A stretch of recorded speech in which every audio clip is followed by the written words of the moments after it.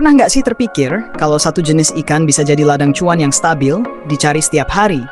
Tapi di balik itu punya tantangan yang bikin sebagian orang mundur duluan? Sahabat pemburu amatir, inilah kenyataan dari budidaya ikan gurame. Ikan premium yang bisa mengubah halaman rumah jadi sumber penghasilan, kalau kita tahu trik dan rahasianya.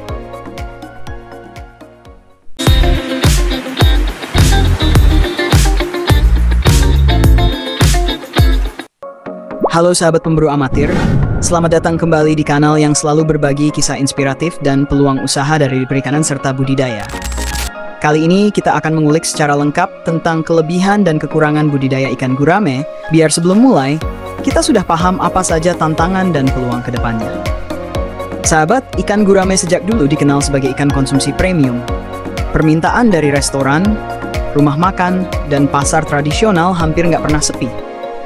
Makanya banyak orang bilang gurame ini ikan yang nggak ada matinya dalam dunia kuliner. Keuntungan pertama dari gurame adalah harga jualnya stabil dan tinggi. Berbeda dengan ikan lain yang fluktuatif, gurame cenderung punya harga yang tetap menguntungkan. Di saat ikan lain jatuh harganya, gurame tetap melenggang aman. Keuntungan kedua, gurame ini tahan penyakit dan mudah dipelihara. Gurame termasuk ikan kuat, terutama saat sudah masuk fase pembesaran. Selama kualitas air dijaga, ikan ini jarang sekali terserang penyakit berat. Keuntungan ketiga, gurame bisa dipelihara di kolam apa saja. Kolam tanah, kolam beton, terpal, bahkan bioflok. Fleksibilitas ini bikin banyak pemula tertarik mencobanya. Keuntungan keempat, gurame ini hemat pakan. Karena cenderung herbivora, gurame bisa diberi pakan daun talas, daun singkong, atau dedaunan lain. Dengan strategi ini, biaya produksi bisa ditekan lumayan besar. Dan yang paling disukai pembudidaya adalah sekali panen gurame hasilnya besar.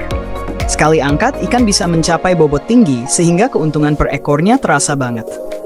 Tapi sahabat, setiap peluang pasti punya tantangan. Sama seperti usaha lain, gurame juga punya kekurangannya.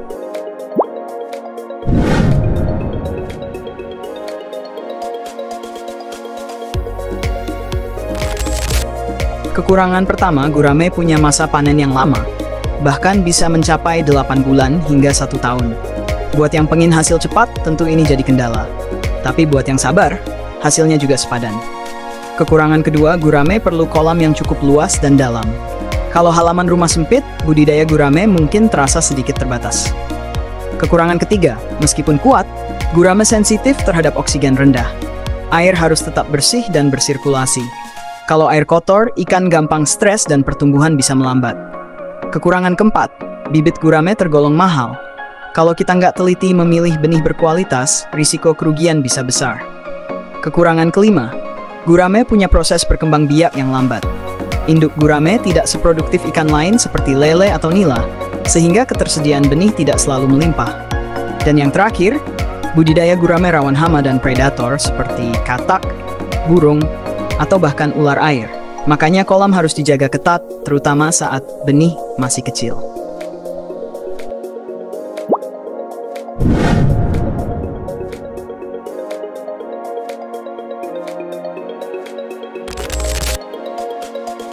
Jadi sahabat pemburu amatir, setelah tahu kelebihan dan kekurangannya, menurut kalian, masihkah gurame jadi salah satu usaha yang layak dicoba? Atau justru kalian sudah punya pengalaman sendiri dalam membesarkan ikan premium ini? Tulis pendapat kalian di kolom komentar ya. Dan kalau sahabat mau saya buatin narasi lengkap tentang cara budidaya gurame dari A sampai Z, langsung tulis lanjutkan di komentar. Sampai jumpa di kisah inspiratif